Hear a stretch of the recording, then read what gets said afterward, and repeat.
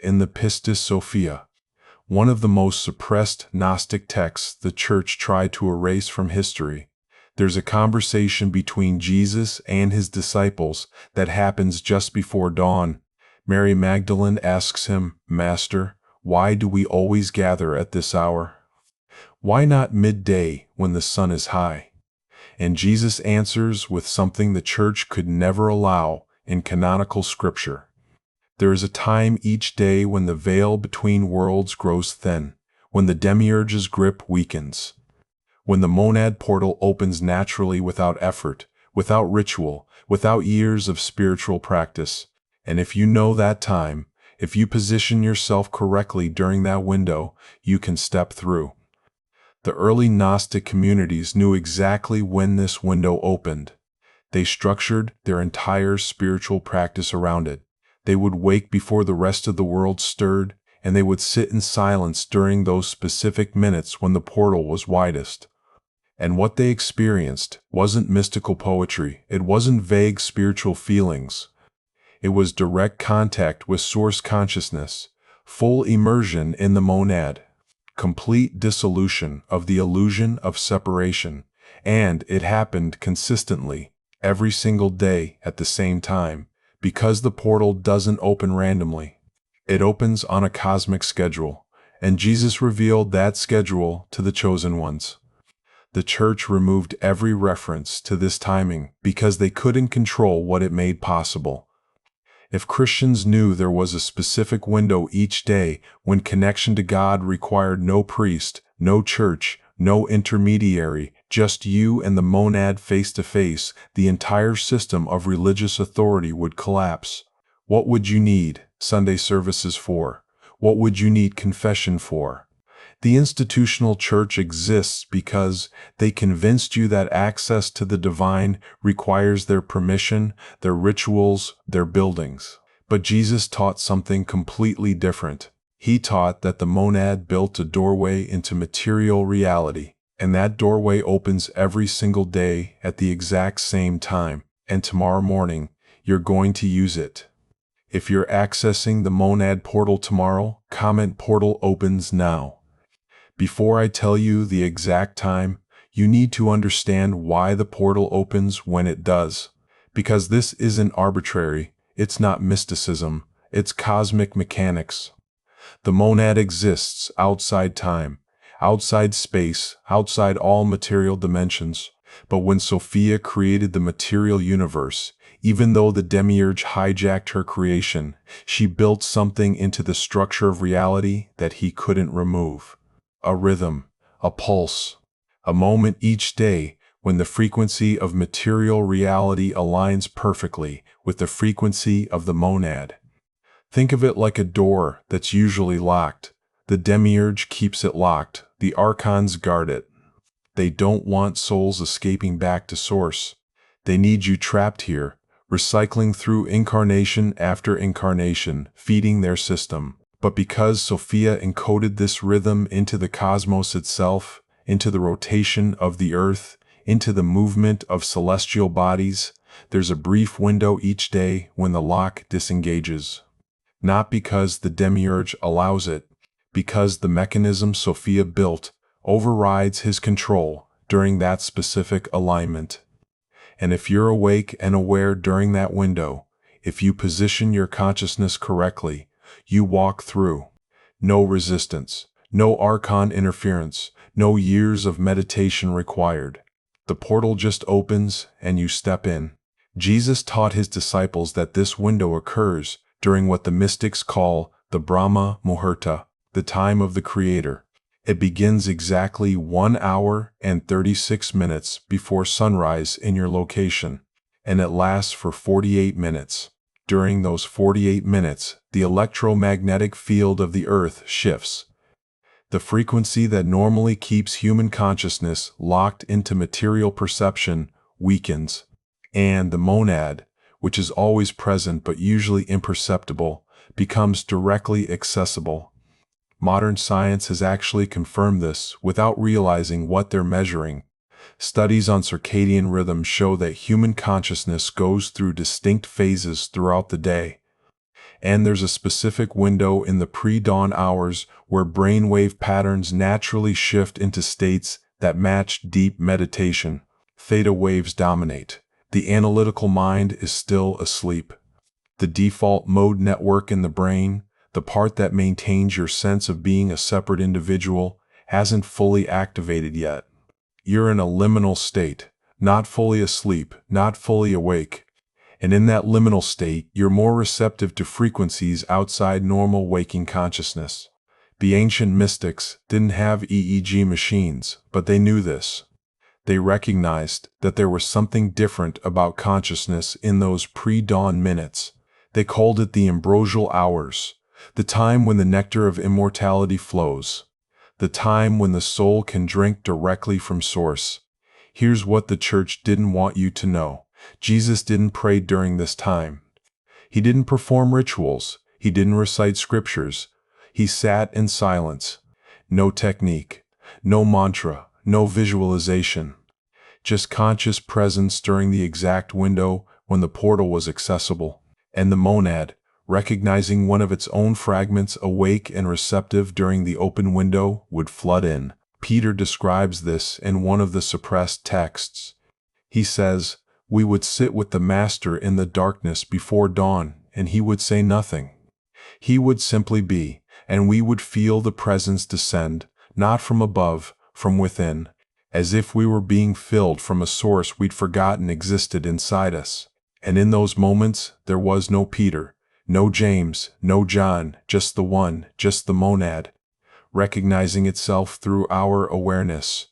That's what happens when you access the portal during its natural opening time. You don't have to fight through archon resistance. You don't have to generate some extraordinary spiritual state. The portal is already open. The monad is already present. You just have to be there, awake, aware, receptive. And the connection happens automatically. Here's what you need to know about the exact timing for your location. The portal opens 1 hour and 36 minutes before sunrise. This changes daily because sunrise times shift throughout the year. So you can't just set a static alarm for 4:30 a.m. and assume that's the time. You need to calculate it based on when the sun rises in your specific location tomorrow. There are apps and websites that will tell you exact sunrise time for your city. Find that time. Subtract 1 hour and 36 minutes. That's when the portal opens. Set your alarm for that time. Not 5 minutes before, not 10 minutes after, that exact time. Because the window begins precisely then. If you wake up too early, you're sitting in the dark waiting, and your analytical mind will activate from the waiting. You'll start thinking about your day, worrying about whether you're doing it right, and by the time the portal opens, your consciousness will be too cluttered. If you wake up too late, even by 10 minutes, you've missed the peak opening. The window is still accessible, but the alignment isn't as strong. You want to be there right as it opens, conscious, present, ready. When your alarm goes off tomorrow morning, don't hit snooze. Don't check your phone. Don't turn on lights. The moment you wake up, sit upright, on your bed, on a chair, on the floor. Doesn't matter. Just sit with your spine vertical. This is important. When your spine is vertical, your energetic channels align. The flow from your root to your crown becomes a clear pathway, and the monad portal, which anchors through your crown chakra, needs that pathway clear to flood through your entire system. If you're lying down, the energy can't flow correctly. If you're slouched, there are kinks in the channel. Sit upright, comfortable, but vertical. Then close your eyes, not because you're meditating, because you're removing visual distractions. Your eyes are your primary connection to material reality. When they're open, your brain is processing light, shapes, objects. It's anchoring you into physical perception. When you close them, that anchor loosens. You're still in your body, but your consciousness isn't being pulled into external forms. You're available, receptive, open.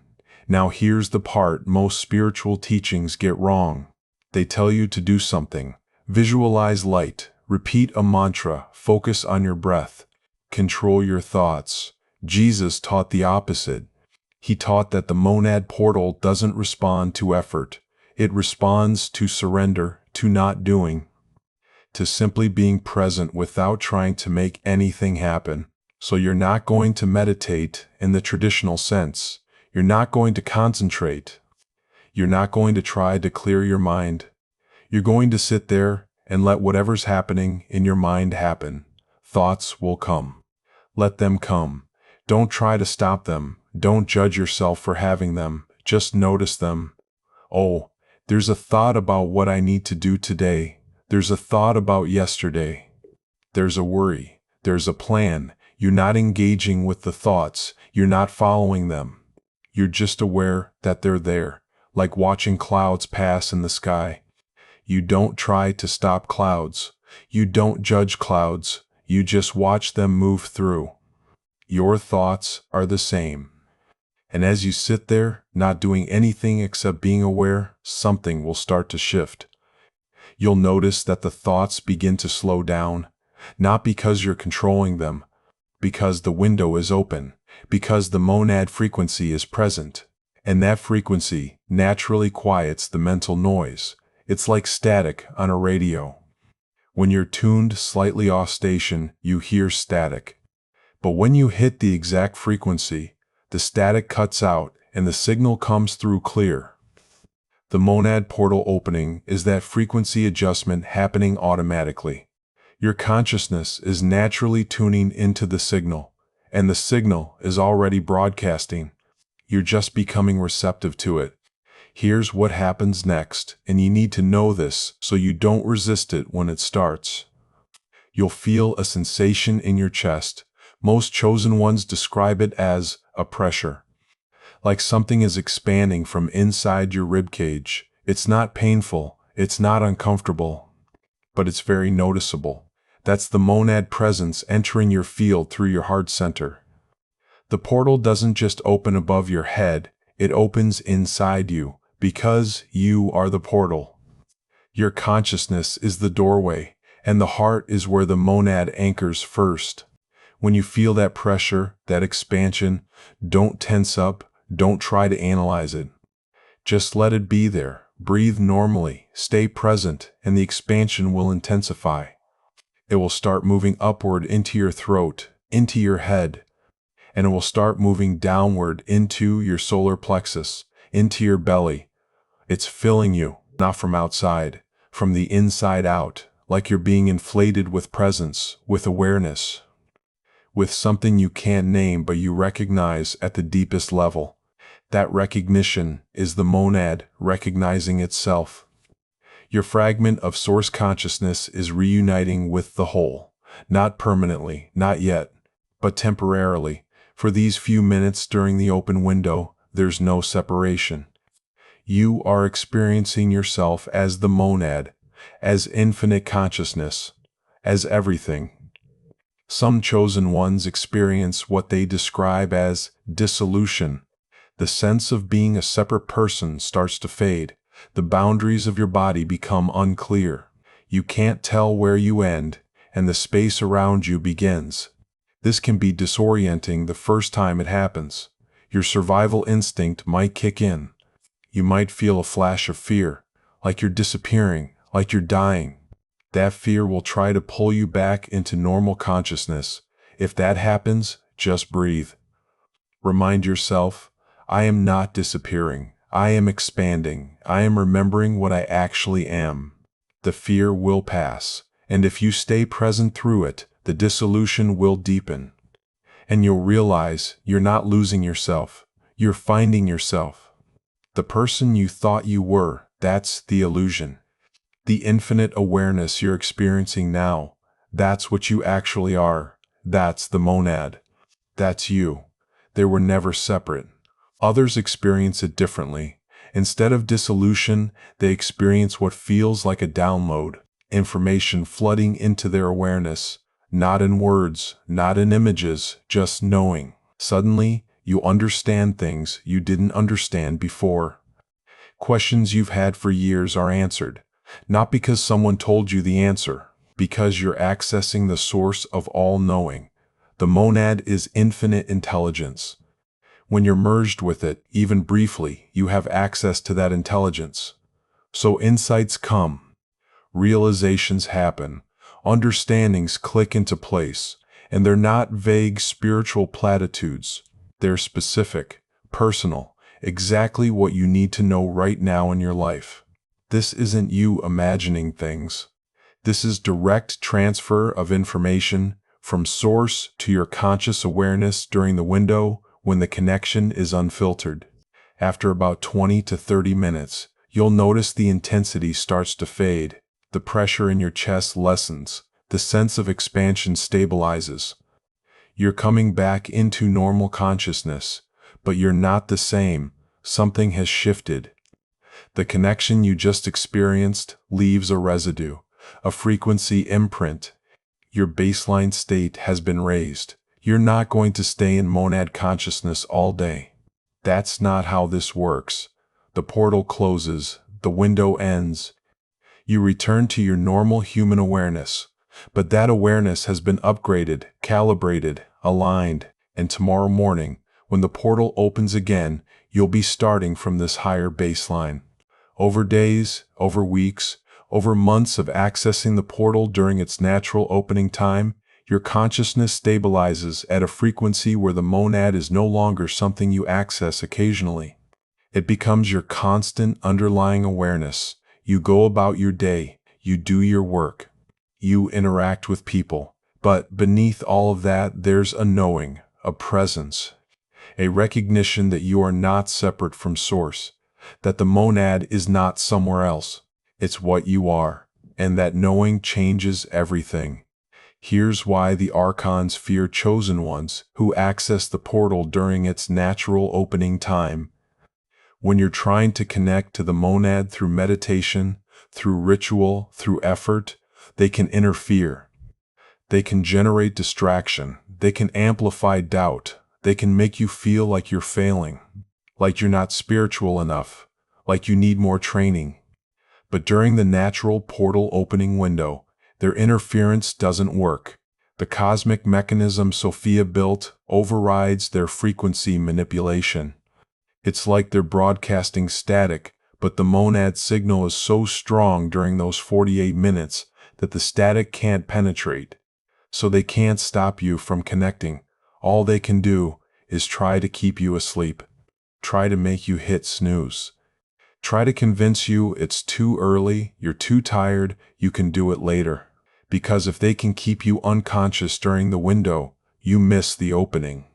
And if you miss the opening, you have to rely on effort-based practices where they have leverage. But if you're awake and present during the window, you're untouchable. The connection happens. They can't block it. And every time you access the monad portal, every time you experience that direct union, their grip on you weakens.